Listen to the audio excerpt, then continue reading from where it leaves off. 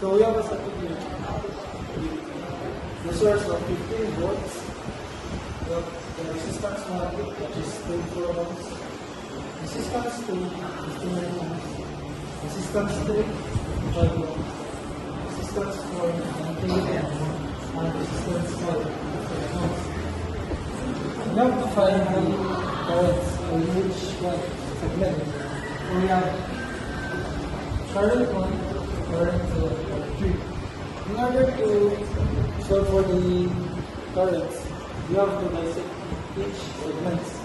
So we have the dissected segment for current 1, current 2, and current 3.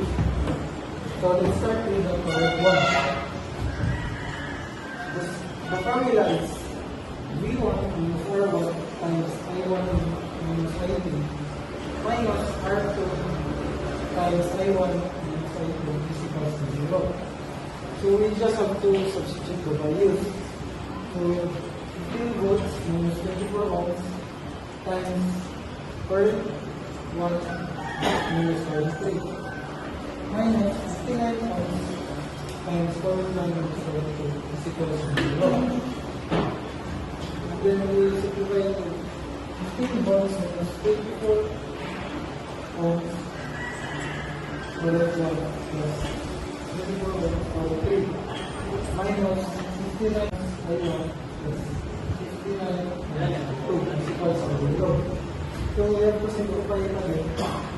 15 volts means 83 ohms I1 plus 29 I2 plus 24 I3 is equals to 0.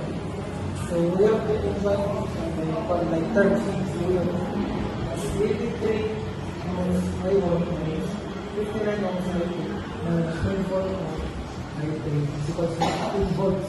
So we have value to 1. And then we proceed to the current. We have R2 times I1, I2 minus I1 plus R3 times I2 minus I3 plus R4 times I2 is equals to 0. So we just then substitute the values. We have 59 ohms times I2 minus I1 plus 55 ohms times I2 minus I3 plus 98 ohms times I2 is equals to 0. So we just have to simplify it by distributing the down division. So we have 59 ohms I2 minus 59 ohms I1 plus 55 I2 minus 55 I3 plus 98 I2. So we have to transpose it to get the answer. Negative 59 ohms I1 plus 212 ohms I2 minus 55 ohms I3 is equals to 0. So we have the 2. And then for the last group, we have R1 times I3 minus I1 plus R3 times I3 minus I2 plus R5 times I3 is equals to 0. So we substitute the values. So we have 24 I3 minus 24 ohms I1 plus 55 ohms I3 minus 55 ohms I2 plus 59 ohms I3 is equals to 0. We have to ohms. So we have negative 24 ohms I1 minus 55 ohms I2 plus 138 ohms I3 is equals to 0. Now we have the three loops.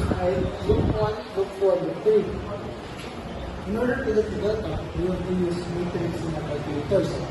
So we will just input each loop in each line. So we have the first line, which is loop 1. We have 83 ohms, negative 59, and we have negative 54. So for the second line, we will use loop 2.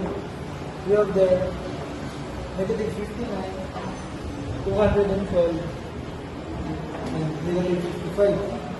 For the last line, we will use the 3, negative 24, negative 55, and 138.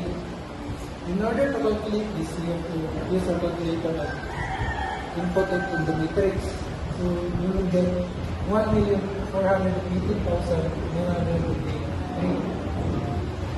Then next we have the delta 3. In order to get delta 3, we will input the I1, I2, and voltage of each loop. So we have the line 1 for loop 1, we have 83, negative 59, and 15.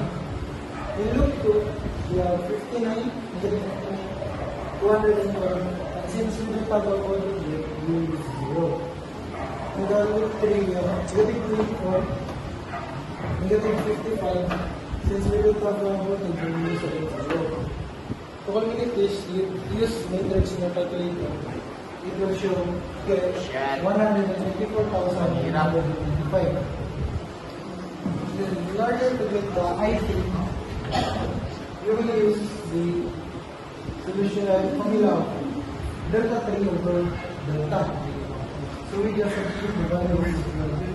I3 is equal to 124,195 divided by 1,418,923. It will result in 0.0881 amps. So that is the I3.